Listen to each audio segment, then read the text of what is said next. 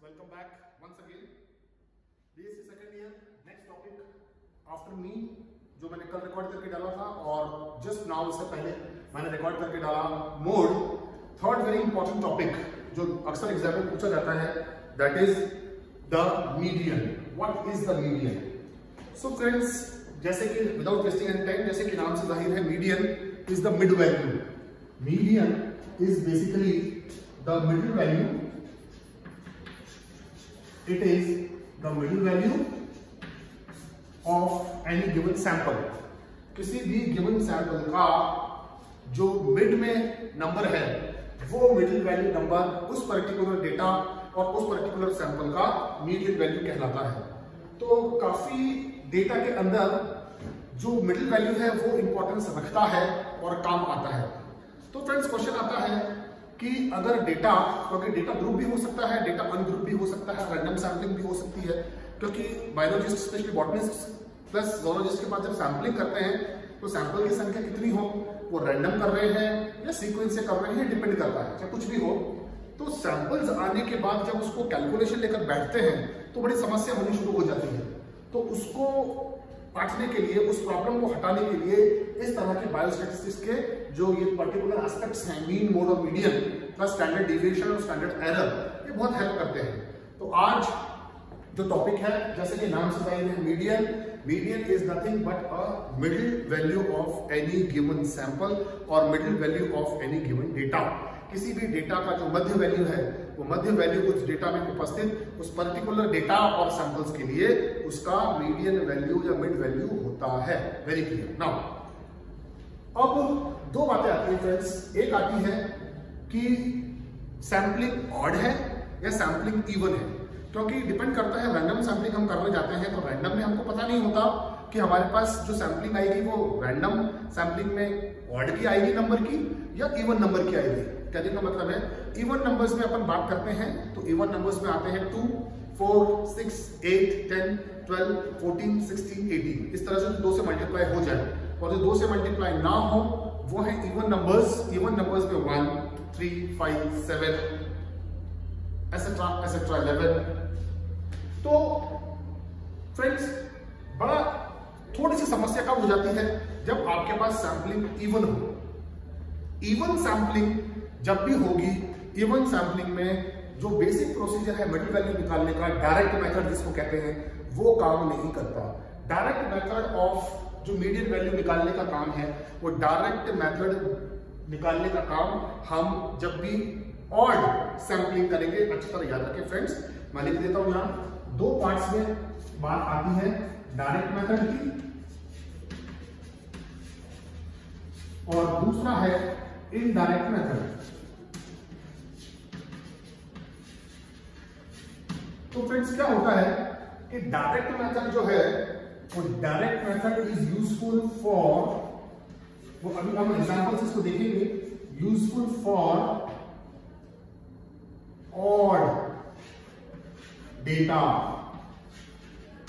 जब भी हमारे पास ऑड डेटा आएगा सैंपलिंग में, ऑड डेटा के लिए हम डायरेक्ट मेथड से किसी भी सैंपल डेटा के मिडिल वैल्यू या मीडियन वैल्यू निकाल सकते हैं. एग्जांपल हाथों हाथ ले लेते हैं.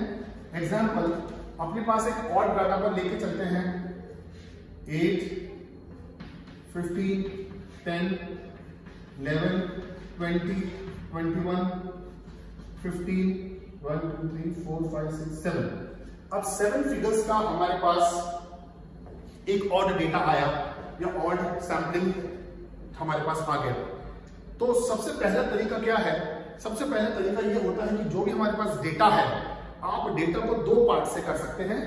असेंडिंग ऑर्डर में इसको अरेंज कर सकते हैं या डिसेंडिंग ऑर्डर में इसको अरेंज कर सकते हैं.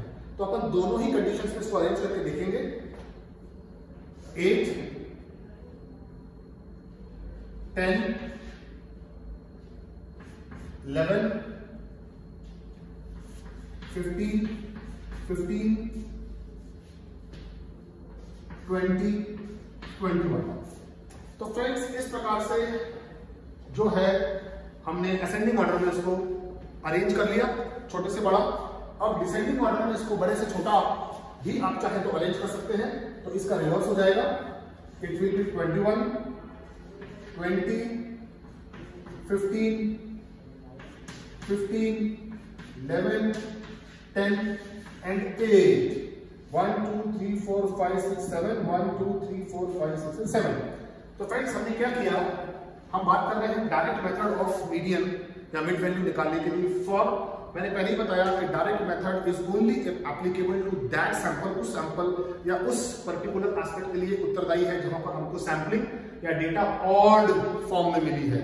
तो जहां भी ऑड फॉर्म में हमको डेटा सैंपलिंग मिली है उसके लिए मीडियन वैल्यू निकालने का तरीका क्या है, किसी के लिए भी बेसिकली मीडियन वैल्यू निकालने का तरीका क्या है, आप उसको असेंडिंग ऑर्डर या आप उसको डिसेंडिंग ऑर्डर किसी भी ऑर्डर में जमा ले पहले उस डेटा को, और डेटा को जमाने के बाद आप देखें जैसे 7 नंबर्स है हमारे पास, तो 3 + 3 6 + 1 7, तो ये हो गया फर्स्ट 3, ये हो गया लास्ट 3, सेम ये हो गया फर्स्ट 3 और ये हो गया लास्ट 3।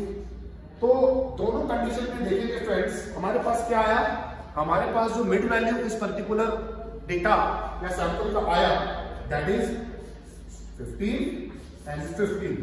तो ऑड डेटा के लिए बहुत क्लियर है कि ऑड डेटा के लिए हमारे पास डायरेक्ट मेथड से median value 15 is the answer, बिल्कुल डायरेक्ट एंड क्लियर। फ्रेंड्स तो पहले भी कह चुका हूं कि जब भी ऑड डेटा होगा, ऑड डेटा के लिए सैंपलिंग में मीडियन वैल्यू निकालना डायरेक्ट मेथड का काम है, बहुत आसान है। आप किसी भी तरह से उसको अरेंज कर लें, चाहे असेंडिंग ऑर्डर चाहे डिसेंडिंग ऑर्डर, आपको मिडिल वैल्यू निकालने में आसानी होगी। नाउ फ्रेंड्स अब दिक्कत हमको कब आती है मीडियन वैल्यू, दिक्कत हमको तब आती है मीडियन वैल्यू निकालने की जब हमारे पास डेटा इवन हो। जब हमारे पास इवन डेटा हो तो क्या करें, इवन डेटा के अंदर जो डायरेक्ट मेथड ऑफ मीडियन या मिडिल वैल्यू निकालने का है वो बिल्कुल नहीं बैठ पाएगा। उसके लिए दूसरा तरीका है, वो क्या है वो अपन देख लेते हैं इसी एग्जांपल को लेके। तो इनडायरेक्ट मेथड में फ्रेंड्स क्या करना है, सेम मैं ले रहा हूं, सेम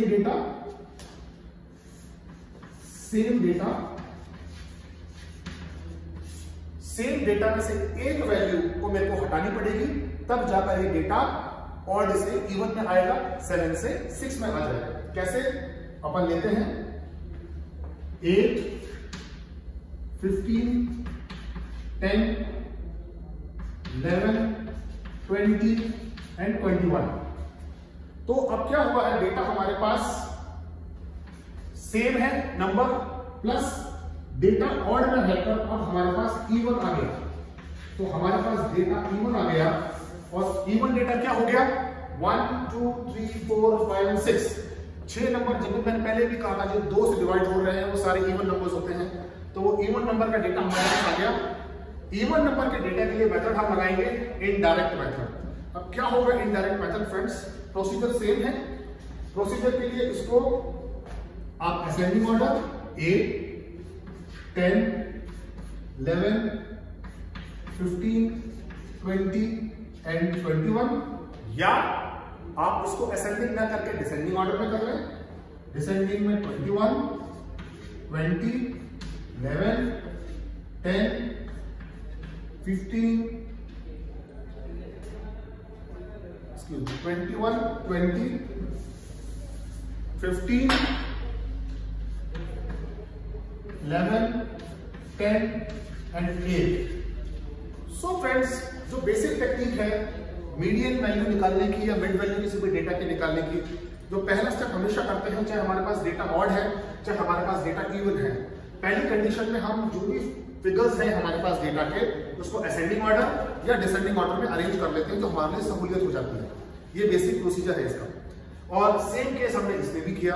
अब पहले ही मैंने कहा कि डायरेक्ट मेथड का इस्तेमाल करके ऑड डेटा के लिए हम डायरेक्ट जो मिड वैल्यू है वो निकाल सकते हैं। अब समस्या आती है फ्रेंड्स कि जब डेटा इवन आ गया और इवन डेटा आने के बाद जब हमने उसको असेंडिंग में कर लिया और इवन डेटा आने के बाद जब हमने उसको डिसेंडिंग में कर लिया, दोनों कंडीशंस में करने के बाद अब इसका मिड वैल्यू कैसे निकाला जाए। सिंपल सा फॉर्मूला, सिंपल सी बात है फ्रेंड्स। क्या करते हैं कि क्योंकि नंबर 6 है, 2 + 2 + 2 2, 4 एंड 6, तो ये 2 नंबर और ये 2 नंबर, ये 2 नंबर एंड ये 2 नंबर, इनको छोड़कर अब हमारे पास क्या बच रहे हैं, अब हमारे पास बच रहे हैं सेंटर के 2 नंबर।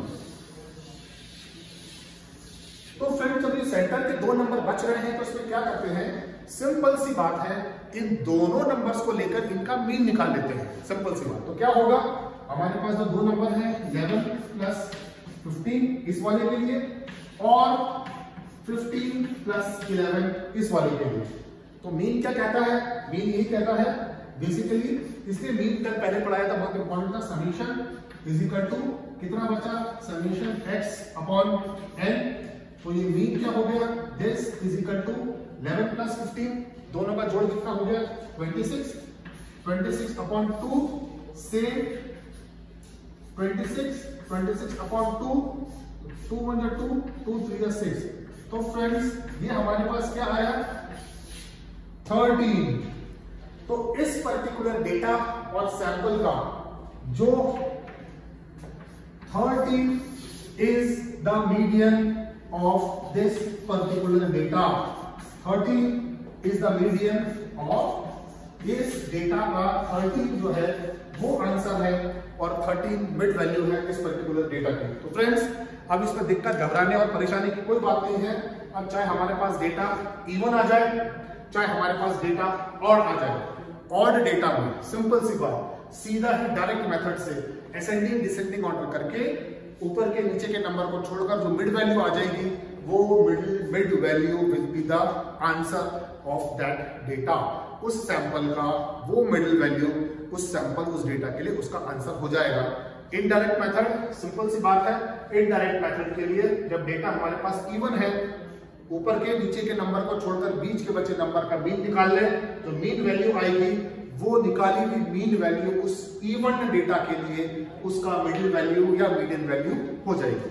ये बहुत ही सिंपल सा एक एस्पेक्ट है जो मैंने आपसे डिस्कस किया है फ्रेंड्स। और एग्जांपल्स को लेकर जहां कॉम्प्लेक्सिटी होती है, उन कॉम्प्लेक्स एग्जांपल्स को मीडियन का यूज करके किस प्रकार से वैल्यू निकालनी रहे वो अपन नेक्स्ट जो शॉर्ट और वीडियोस में है उसमें डिस्कस करेंगे। अभी to start with second year के स्टूडेंट्स के पास अगर क्वेश्चन आता है कि मीडियन समझाइए, मीडियन क्या है बताइए, या एग्जांपल आ गया किसी भी प्रकार के एग्जांपल को इन तरीके से आप सॉल्व करके समझा दीजिए तो पूरे मार्क्स आपको मिलेंगे। Definition, types, examples, middle value का। सो फ्रेंड्स जो नहीं जुड़ पाए हैं स्टूडेंट्स उनके लिए मैं जो इसका लिंक है मैं डिस्क्रिप्शन में दे दूंगा और आप वहां पूछ लें, कमेंट्स कर लें, कमेंट्स करके पूछ लें। फिर भी कुछ समझ नहीं है direct you can ask me. इसका पीडीएफ भी मोस्ट प्रोबेबली मैंने आपके प्रैक्टिकल्स के आधार पर और थियरेटिकल आधार पर आपके पीडीएफ का जो है इसका वो ग्रुप में मैं शेयर कर चुका हूं व्हाट्सएप ग्रुप में, वहां से जाकर देख लें और समझ लें। उस पीडीएफ में मैंने कॉम्प्लेक्स जो मेथड है उन कॉम्प्लेक्स मेथड को भी लेकर समझाया है, जिसमें फ्रीक्वेंसी, क्यूमुलेटिव फ्रीक्वेंसी निकालकर किस तरह से मीडियन निकाला जाता है वो एक्सप्लेन किया हुआ है। और डिमांड रहेगी स्टूडेंट्स तो पीडीएफ के अलावा मैं उसका एक वीडियो भी बनाकर आपको शेयर कर दूंगा। So any time free to call and ask, थोड़ा देखकर, एंड थैंक यू।